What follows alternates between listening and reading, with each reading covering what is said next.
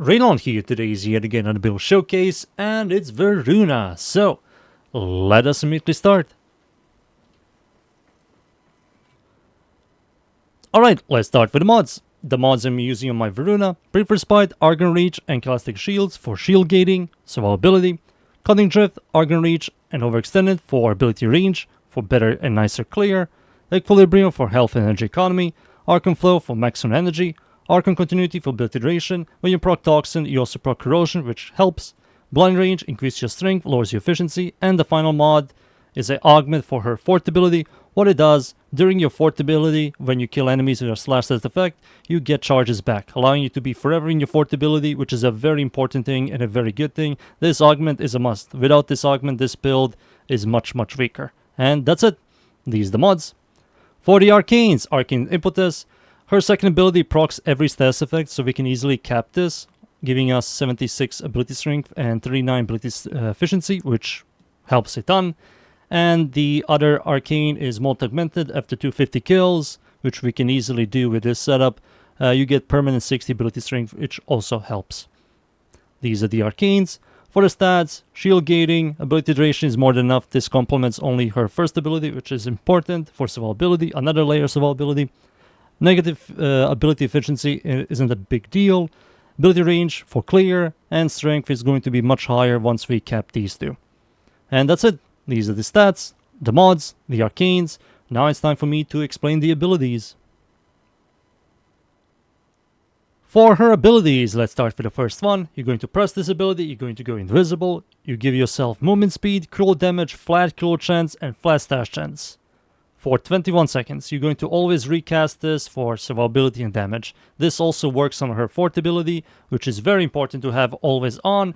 Not only that, if you hold her first ability, you get a permanent buff, giving yourself Parker Velocity for mobility, which is quite good.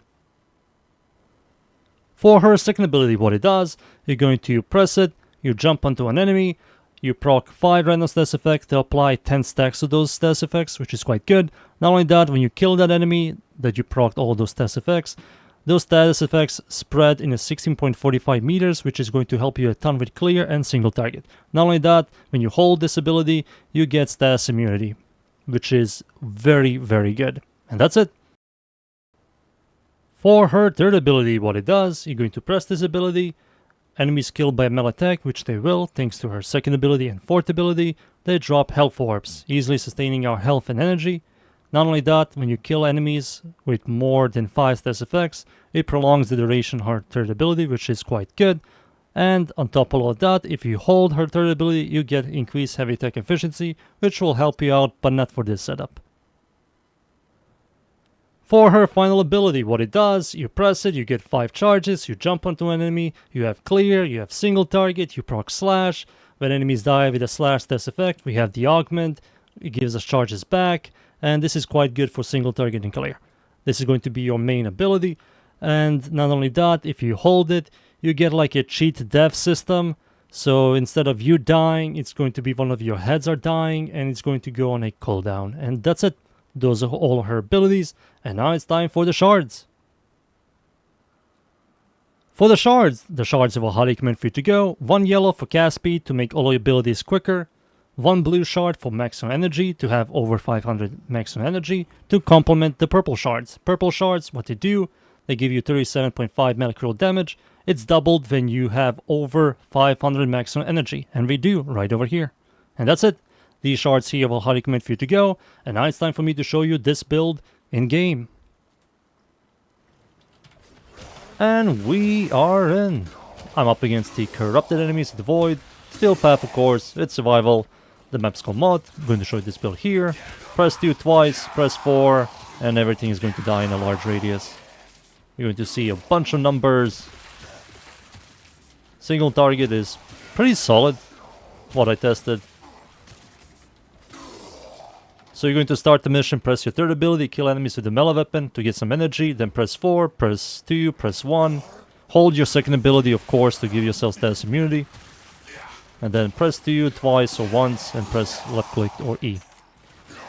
And yeah, you can use your left click for melee in your 4, which is amazing in my opinion. I think every melee should be left click.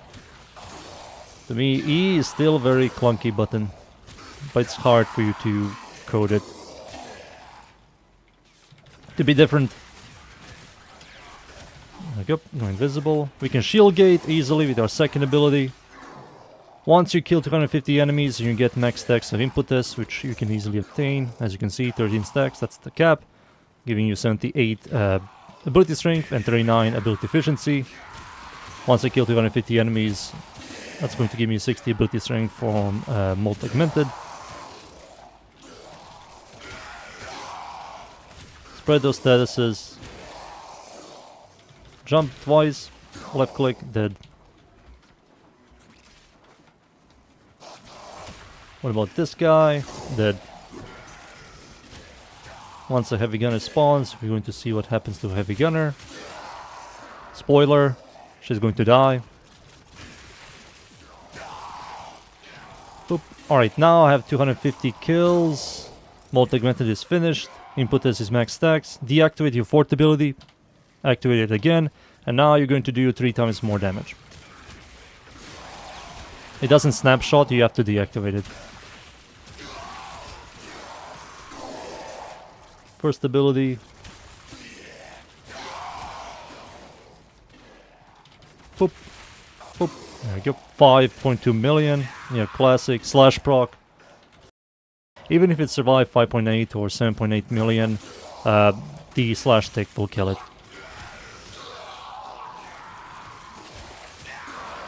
The thing I like a lot about this build is every single ability is utilized. No helmet, you don't really need it, and if you were to remove one of the abilities, you will kill the build. You need a first ability for all of the buffs for semi-invisibility. You need a second ability for status spreading and crowd control, clear, you know. You need a third ability for health and energy economy, and a fourth ability for single target and clear as well. So you need everything. I wish the augment was part of Voruna's kit, the fourth ability augment, but sadly it isn't.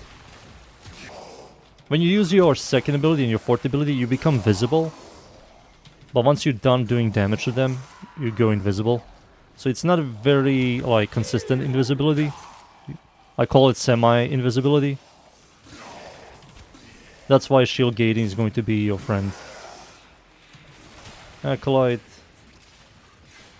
1, 2 clicks and the Acolyte is dead. Yep, it's that good.